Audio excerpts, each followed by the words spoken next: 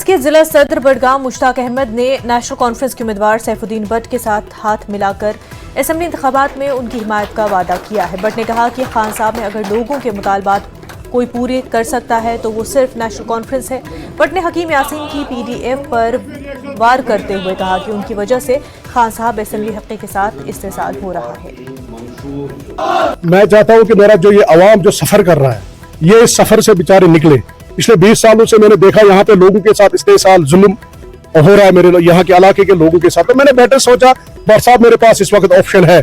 भट्ट साहब एक वाहिद ऑप्शन है मेरे पास इस वक्त की जो इस कौम को मिल के हम सारे भट्ट साहब मैं और भी साथियों को मैं दावत देना चाहता हूँ आपके थ्रू आपके माध्यम कि आप भी आइए इस एक ही मंच से हम खड़े होकर एक बार वहां से जो है ये जो जुल्म हो रहा है वहां से उसको हम खत्म करेंगे।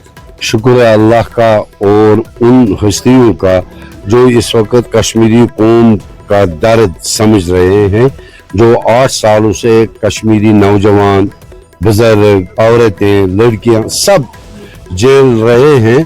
तो इनको ये एहसास हुआ है कि हमें खान साहब में मिलजुल कर एकजुटती से हम उसको शिकस्त देंगे जो 40 सालों से लोगों को धोखा दी के सिवा कुछ नहीं।